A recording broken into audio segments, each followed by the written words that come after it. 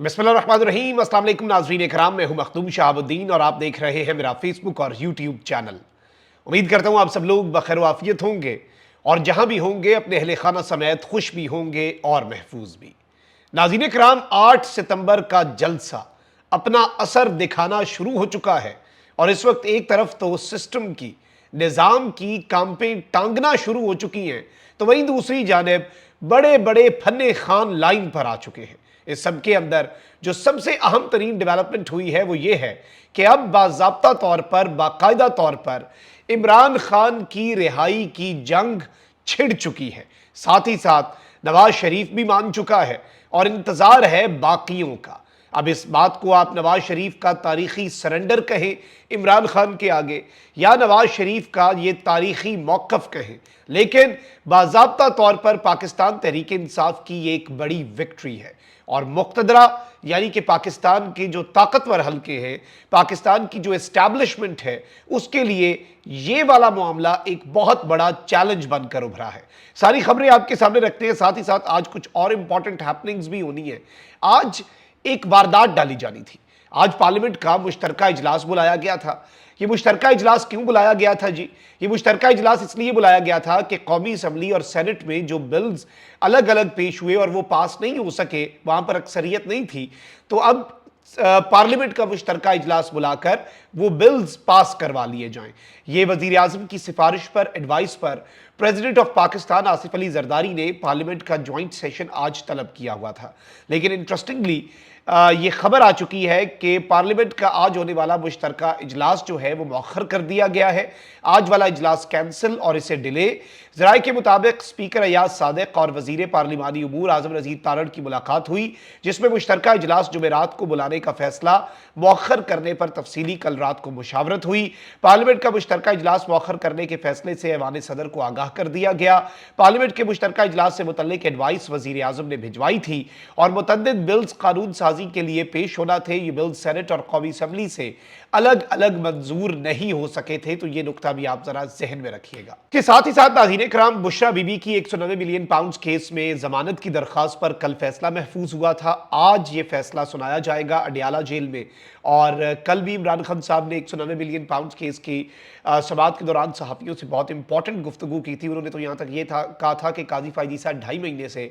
नैब तरामीम के जो केस का फैसला है वो महफूज रखे हुए हैं और काजी इंतज़ार में है कि पहले मुझे 190 मिलियन पाउंड केस में सज़ा हो जाए और फिर काजी जो है वो ये फैसला सुनाए। तो काजी साहब को भी आड़े हाथों लिया कल खान साहब ने। बुशरा बीबी की दरखास्त ज़मानत पर आज क्या फैसला आता है, इस पर भी हमारी नज़र होगी। एक और ख़बर जो आ रही है इस वक्त वो ये है कि एक बहुत बड़ी प्रेस कॉन्फ्रेंस जो है वो आज हो सकती है और ये मुझे मेरे कुछ सोर्सेज बता रहे हैं कि a big press conference is expected today. और इस प्रेस कॉन्फ्रेंस के अंदर बहुत सी चीज़ें होंगी और बहुत से टेक अवेज भी होंगे। लेट्स सी कि ये प्रेस कॉन्फ्रेंस किस तरह से आगे बढ़ती है और इसमें इसका पाकिस्तान की सियासत पर बहुत ज़्यादा असर भी हो सकता है अगर तो ये आज प्रेस कॉन्फ्रेंस हो जाती है, जिसके हवाले से काफ़ी हद तक इम्कानात जो हैं वो इस वक्त रोशन हो चुके हैं। अब ज़रा मैं आपको ये बता दूं कि 8 सितंबर का जलसा जो है उसका मोमेंटम इस वक्त बिल्ड हो रहा है। पाकिस्तान तहरीक इंसाफ जो है वो इस वक्त मैदान में आ चुकी है और अपोजिशन जमातें भी। आप ये देखें कि सरदार अख्तर मेंगल साहब ने जो नेशनल असम्बली से इस्तीफ़ा दिया, गवर्नमेंट ने उनका इस्तीफ़ा कबूल नहीं किया, लेकिन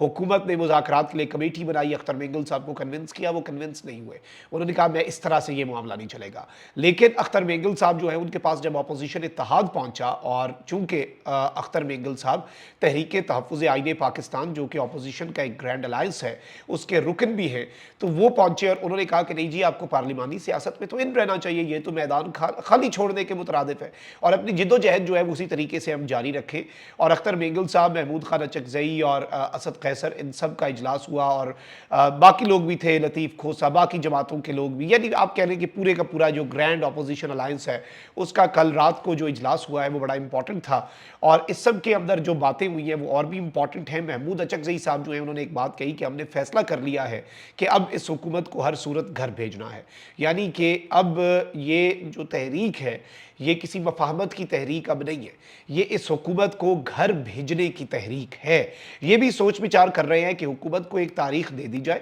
ایک ڈیٹ دے دیں ہم کہ بھئی اس ڈیٹ تک اگر قیدیوں کو رہا نہ کیا گیا، جس میں ظاہری بات ہے عمران خان صاحب سب سے پہلے اور پھر جو پی ٹی آئی کے باقی اسیران ہیں ان کے حوالے سے یہ ڈسکس ہوا ہے کہ ایک ڈیٹ گورنمنٹ کو دے دی جائے، ایک ڈیڈ لائن دے دی جائے کہ اس ڈیٹ تک اگر قیدی رہا نہ ہوئے تو پورا ملک بند کر دیں گے اور ہر ضلع میں پھر تحریک ہوگی۔ رؤوف حسن نے بھی یہ بات واضح کر دی ہے کہ اسلام آباد جلسہ ہر صورت ہوگا، انتظامیہ اگر روڑے اٹکاتی ہے تو ہم نہیں رکیں گے، اور جلسے کی تحریک کو صاحبزادہ حامد رضا جو ہیں وہ یہاں سے لیڈ کریں گے، اور یہ ایک بہت اہم ترین جلسہ ہونے جا رہا ہے۔ اب اس سب کے اندر میں آپ کو یہ بھی بتا دوں کہ اسد قیصر نے بھی یہ اعلان کیا کہ اب ہم نے فیصلہ کر لیا ہے کہ جلسے جو ہیں وہ پورے ملک میں ہوں گے، اور اب پورے ملک میں ہم نکلیں گے اور احتجاج کریں گے، اور اس سب کے اندر جعلی حکومت جو ہے اسے باضابطہ طور پر یہ وارننگ جاری کر دی گئی ہے تحریک تحفظ آئین پاکستان اور گرینڈ الائنس جو ہے اپوزیشن کا اس کی طرف سے کہ عمران خان کو رہا کریں ورنہ تیار ہو جائے، اور اس جعلی حکومت کا خاتمہ کرنے کے لیے باضابطہ طور پر جو اتحادی ہیں ان کے ساتھ مل کر، اور اچکزئی صاحب جو ہیں وہ اب کھل کر میدان میں آ چکے ہیں اور انہوں نے کہا ہے کہ یوں ہے تو پھر یوں ہی صحیح، اور ایسے ہے تو پھر ایسے ہی صحیح۔ اور اب ان دا کمنگ ڈیز آپ کافی حد تک دیکھ سکتے ہیں کہ دمادم مست کلندر جو ہے وہ بھی اس وقت ایکسپیکٹ کیا جا رہا ہے، اور 8 ستمبر کے جلسے سے پہلے نظام پر خوفطاری ہے، اور مقتدرہ اور جو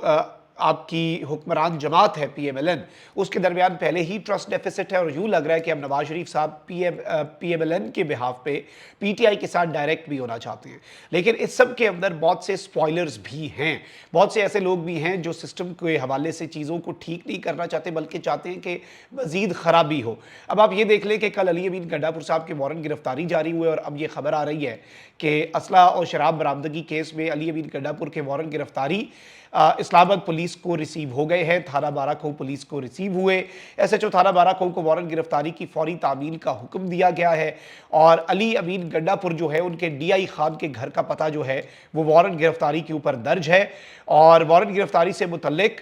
بتایا یہ جا رہا ہے کہ وزیر اعلیٰ ہاؤس خیبر پختونخوا کو بھی آگاہ کیا گیا ہے، اور اس سب کے اندر دیکھ رہا یہ ہے کہ علی امین گڈھا پور صاحب کو جو یہ میسج دیا جا رہا ہے اس کا مطلب کیا ہو سکتا ہے، اور اس ساری کی ساری سچویشن میں اچھے خاصے معاملات جو ہیں وہ ابھی بھی خراب ہیں، صورتحال پھنسی ہوئی ہے، لیکن وزیر اعظم کے سیاسی مشیر جو ہیں رانا ثناء اللہ، انہوں نے جو سٹیٹمنٹ دی ہے طاقتور حلقوں کے لیے یہ ایک بہت بڑا سرپرائز ہے، مقتدرہ کے لیے، اور پاکستان تحریک انصاف کے در پر بیسیکلی اب یہ سرنڈر کرنے جا رہی ہے پاکستان مسلم لیگ نواز، بلکہ آلریڈی سرنڈر کر چکی ہے، اور نواز شریف صاحب جو ہیں وہ اب یہ مس کالز دے رہے ہیں کہ دس از دا رائٹ ٹائم کہ اپوزیشن جو ہے وہ ساری مل بیٹھے اور حکمران جماعت کے ساتھ مل بیٹھے، اور obviously اگر مقتدرہ کی مرضی اور منشا کے بغیر، کیونکہ مقتدرہ یہ کہتی ہے کہ 9 مئی جو ہے وہ ہمارے حوالے سے ایک واحد چیز ہے، اس پر اگر معافی نہ مانگی تو پھر مذاکرات جو ہیں وہ نہیں ہوں گے۔ اب اس سب کے اندر رانا ثناء اللہ صاحب نے کل جو سٹیٹمنٹ دی ہے وہ بہت امپورٹنٹ ہے۔ وزیر اعظم شہباز شریف کے مشیر برائے سیاسی امور رانا ثناء اللہ نے کہا ہے کہ نواز شریف پاکستان تحریک انصاف سمیت تمام پارٹیوں سے غیر مشروط مذاکرات چاہتے ہیں۔ ایک نجی ٹی وی کو انٹرویو میں رانا ثناء اللہ نے کہا کہ اختر مینگل کا کل استعفیٰ دے کر آج واپس لینا ان کے لیے مشکل ہوگا، ایسی چیزیں وقت گزرنے کے ساتھ ساتھ مینج ہو جاتی ہیں، اس پر متفق ہیں کہ بلوچستان کے معاملات کو اولین ترجیح سمجھ کر حکومت اور متعلقہ اداروں کو سنجیدگی سے لینا چاہیے۔ انہوں نے کہا کہ بلوچستان کی 99.9% آبادی محب وطن آئین اور قانون پر یقین رکھتی ہے، ان سے علیحدہ برتاؤ نہیں ہونا چاہیے۔ اختر مینگل کے گلے شکوے سنے اور یقین دہانی کرائی کہ ان کی پارلیمنٹ میں موجودگی بلوچستان کے لیے بہت اہم ہے۔ ساتھ ہی ساتھ رانا ثناء اللہ نے کہا کہ مولانا فضل الرحمان کی اس بات سے متفق نہیں کہ بلوچستان میں حکومتی عملداری ختم ہو گئی، بلوچستان کے کسی علاقے میں کسی دہشت گرد تنظیم کی عملداری رہی ہے۔ چلے یہ تو بات کرنی ہے، آپ گورنمنٹ میں ہیں۔ ملکی سیاسی صورتحال کے حوالے سے رانا ثناء اللہ نے کہا کہ نواز شریف نے ملک واپس آ کر 2 ٹوک کہا تھا کہ ملک کو اس صورتحال سے نکالنے کے لیے سب کو سر جوڑ کر بیٹھنا پڑے گا۔ پارٹی میں بات چیت کے دوران بھی نواز شریف نے اس بات کو دہرایا۔ اب اس سب کے اندر رانا ثناء اللہ صاحب نے پالیسی سٹیٹمنٹ باضابطہ طور پر جو کنفیوژن تھی وہ دور کرتے ہوئے جاری کر دی ہے۔ انہوں نے کہا کہ Nawaz Sharif P T I سمیت تمام پارٹیوں سے غیر مشروط مذاکرات چاہتے ہیں، یہ بات قومی اسمبلی میں تحریک انصاف کے لوگوں کے سامنے بھی رکھی ہے۔ وزیر اعظم نے 2 ہفتے پہلے سب سے ہاتھ ملا ملایا اور غیر مشروط مذاکرات کی بات بھی کی۔ اب غیر مشروط مذاکرات، ان کی اپنی پارٹی کے لوگ کہتے ہیں 9 مئی 9 مئی 9 مئی 9 مئی کا یہ کہتے کہتے تھکتے نہیں ہیں، اور اب باضابطہ طور پہ یہ کہہ رہے ہیں کہ غیر مشروط مذاکرات ہم پی ٹی آئی کے ساتھ کرنے کے لیے تیار ہیں، پاکستان تحریک انصاف کے ساتھ۔ اس کی جو اہمیت ہے وہ آپ سمجھ بھی نہیں سکتے، اور یہ بیسیکلی اب پی ٹی آئی کے اوپر ہے۔ پی ٹی آئی اوبیسلی اس کے اندر کہتی ہے کہ دیکھیں جی، ہم اس طرح یوز تو نہیں ہوں گے کہ نواز شریف صاحب مقتدرہ کے اوپر اپنا ایک صرف ہولڈ بنانا چاہ رہے ہیں یا انہیں ایک ٹریلر دینا چاہ رہے ہیں اور پی ٹی آئی ساتھ بیٹھ جائے۔ پی ٹی آئی کے پی ایم ایل این سے مذاکرات کا فائدہ کیا ہوگا، کیونکہ یہ مینڈیٹ چور ہے، یہ مینڈیٹ چوری کر کے آئے ہوئے ہیں، تو یہ بھی پی ٹی آئی کے کنسرنز اپنی جگہ پر بہت جینون ہیں، بہت درست ہیں۔ تو اس حوالے سے بھی پاکستان تحریک انصاف جو ہے وہ ابھی سوچ بچار کر رہی ہے کہ کس طرح سے اسے لے کر چلا جائے، کیونکہ پی ٹی آئی کہتی ہے ہم ان کے ساتھ مذاکرات کریں گے جن کے پاس پاور ہے اور جو فیصلہ لے سکتے ہیں۔ یہ فیصلہ تو لے نہیں سکتے نون لیگ نواز شریف صاحب کی کل ورتھ اتنی ہے کہ بھائی وزیر اعظم، بیٹی وزیر اعلیٰ ملک سے باہر نہیں جا سکتے، لنڈن نہیں جا سکتے علاج کے لیے۔ تو یہیں سے آپ اندازہ کر لیں کہ اصل میں طاقت کس کے پاس ہے۔ تو جو بندہ اپنی مرضی سے ملک سے باہر نہیں جا سکتا، اس سے پی ٹی آئی مذاکرات کر کے اس بندے کو پولیٹیکل لیوریج کیوں پرووائڈ کرے جس کا پی ٹی آئی کو یا ملک کو یا نظام